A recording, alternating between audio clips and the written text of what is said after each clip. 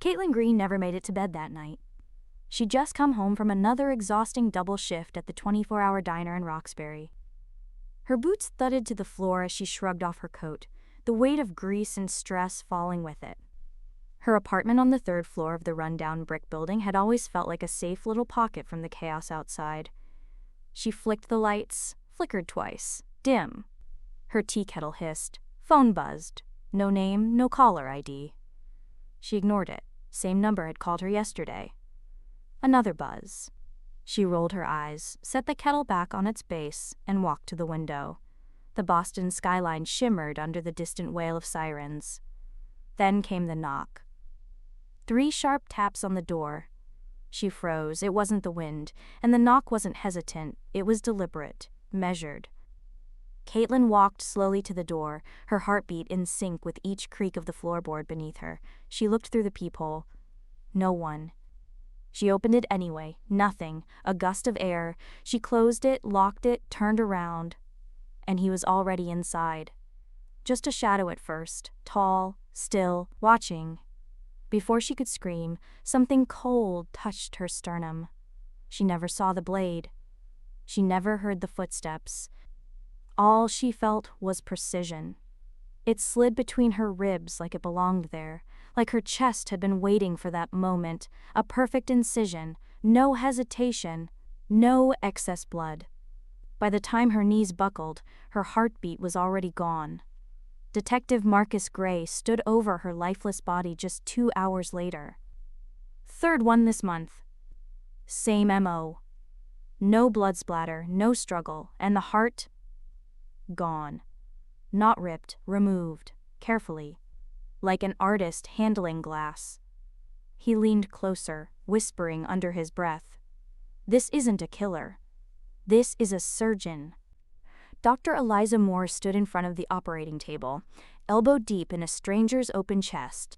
Her hands moved with machine-like precision, each motion practiced to the point of instinct. The steady rhythm of the heart monitor was her music. She didn't flinch. She didn't speak. She never needed to. Her eyes did all the talking, sharp, focused, cold. But when the surgery ended and the adrenaline wore off, she felt the weight again, that sinking, sick feeling that had followed her home every night for weeks. She didn't know when it started. Maybe the moment she first saw the news. Maybe when the third victim looked like she could have been Eliza's twin. In the silence of her apartment that night, she drank chamomile tea with trembling hands. Something was wrong, not just with Boston, with her. Then a knock. She flinched so hard her mug shattered against the floor. She stared at the door. 3 knocks. Not again. She opened the door with shaking fingers, and her breath caught in her throat. "Hey, sis." Joel. Her brother. Missing for 7 years. Presumed dead. And yet, there he was. Same green eyes, same crooked smile. But something was off. He was pale. His cheeks hollow, and across his chest, under his open jacket, a long vertical scar, surgical, brutal. "They tried to take it," he said softly. "My heart. But I woke up." Eliza stared, speechless. "I've been hiding ever since. He's still out there." She pulled him inside, locked the door. Her hands were shaking again, her thoughts spiraling. "Who did this to you?" Joel hesitated, his voice cracked. "You won't believe me." He looked her in the eyes. "He's one of yours, one of your students, from the academy." Eliza's mind reeled. A memory surfaced. A name she hadn't heard in a decade. Owen Clare. Joel leaned closer, whispering, "He's not just a killer. He's building something. And he needs one last heart." He tapped her chest. "Yours." Eliza couldn't sleep. Even with Joel asleep on the couch, even with every light on, the silence of her apartment pressed against her like wet cloth. She sat at the kitchen table, flipping through old files, hospital records, academic logs from her days at the academy. And there they were. all the victims. Every single one of them had passed through her hospital in the last decade.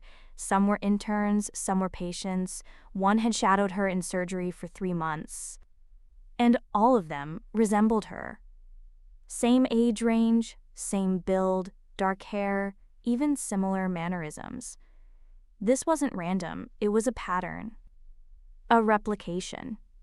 She opened an archived database of expelled students from the academy. Her fingers paused on a name she hadn't dared think of since the day she signed the expulsion papers. Owen Clare. He was brilliant, too brilliant. His test scores were flawless, his understanding of anatomy, obsessive. But there was something wrong in the way he looked at people, like they were diagrams. She'd found sketches in his locker once, human hearts, labeled meticulously. Next to one of the drawings, in all caps, "Only through the heart can we touch the soul." He didn't protest the expulsion. He'd simply looked at her and said, "One day you'll understand what I was trying to do. And when that day comes, you'll offer your heart to me willingly." That was 10 years ago. He died in a dormitory fire 2 months later, case closed, no remains. But Joel's scar proved otherwise. Suddenly, a sound. The bathroom light was on. Eliza walked slowly down the hallway, scalpel in hand. She pushed the door open and screamed. Detective Gray's body lay in her bathtub, eyes wide open, chest open like a textbook. His heart, missing. She stumbled back, then blinked, and he was gone. Bathtub, clean, no blood, no body. She looked down. The scalpel was in her hand, and it was wet. Eliza didn't tell Joel what she saw, because deep down she wasn't sure it had even happened. Gray's body, the missing heart, the blood on the scalpel, all of it had vanished. She'd stood in the bathroom for 10 minutes staring at the empty tub, clean, white, untouched.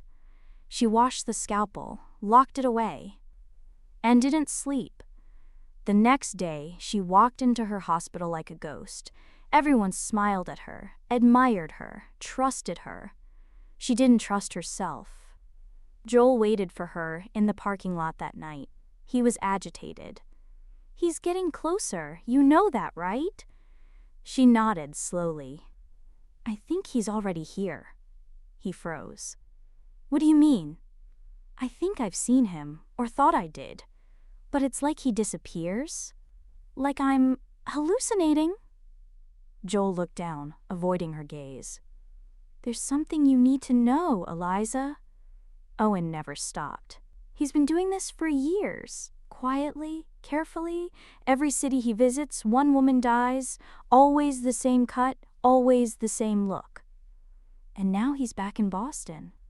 Because you're here. That night, Eliza made her choice. She prepped one of the hospital's older operating theaters. It hadn't been used in years. No staff, no cameras, just her and silence. She turned off her phone, brought nothing but a vial of potassium chloride, a syringe, and a recorder. At 2:58 a.m., she lay down on the operating table, covered herself with a sheet, let the room fall into darkness, and waited. 3:11 a.m., a soft creak. Footsteps, measured, slow. Gloved hands pulled back the sheet. She didn't flinch. "Eliza," the voice was calm, familiar. She opened her eyes. Owen stood over her, surgical mask on, blue eyes sharp behind clear glasses. "I knew you'd come willingly." He placed a hand on her chest. "I've studied you for years, your hands, your work, your heart. It's the only one that matters." He raised the scalpel. "Let me take it." And in that moment, Eliza struck. She jammed the syringe into his neck and pushed. He convulsed, dropped the scalpel, fell to the floor. She stood over him, shaking, breathing hard. Owen smiled through bloodied lips. "It doesn't matter. I already have it. Your heart. It's always been mine." He held up a silver locket. Inside her X-ray. Her heart, framed, protected, worshipped. Then he went still. They buried Owen Clare with no ceremony. No family claimed him, no priest said his name. Just a sealed report, a shallow grave, and a collective sigh of relief. Boston could finally exhale. Eliza was hailed as a hero. She returned to her work, to her surgeries, to the mask of normalcy she wore so well. But something inside her felt fractured, like she'd walked out of a nightmare, only to enter another, quieter, deeper, and much harder to escape. 2 weeks later, a package arrived at her door. No return address, just her name, typed in block letters. Inside, a single VHS tape and a sticky note. 3 words. Watch, remember, accept. Her blood ran cold. She didn't own a VHS player anymore, but she found one at a thrift shop, covered in dust, and hooked it up that night with shaking fingers. She closed the blinds, locked the doors, and pressed play. Static. Then, a familiar room. An old operating theater, no hospital lights, just the low hum of fluorescent bulbs and the steady beep of a monitor. A woman lies on the table, alive, eyes darting, muffled, screaming through tape across her mouth. The camera zooms out. A figure enters the frame. Wearing surgical scrubs, masked, gloved, calm. The scalpel shines under the light. The figure leans in, begins cutting. Slow, deliberate, perfect.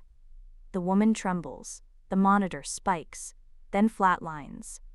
The heart is lifted, cradled, admired. And then the figure finally turns to the camera. Pulls off the mask. Eliza. She dropped the remote. Fell to her knees. No, she didn't remember this. It had to be fake, edited, manipulated. But deep inside, she knew. Flashes erupted in her mind. More tables, more women, more cutting, her hands moving with grace. The silence, the focus, the joy. The door to her own psyche, long locked, swung wide open. Owen never existed. Joel was a projection. Marcus Gray never visited her apartment. Everything was her. The blackouts, the visions, the whispers. They weren't symptoms. They were memories. She sat still in her living room as the sun rose outside. The VHS tape spun to a stop. Her reflection in the TV screen looked calm. Too calm. A smile spread across it. But she wasn't smiling. "I am the Carver," she whispered. "And I always have been." In her closet, under the floorboards, behind sealed boxes, there were more tapes, more hearts, more truths, and she was ready to watch them all.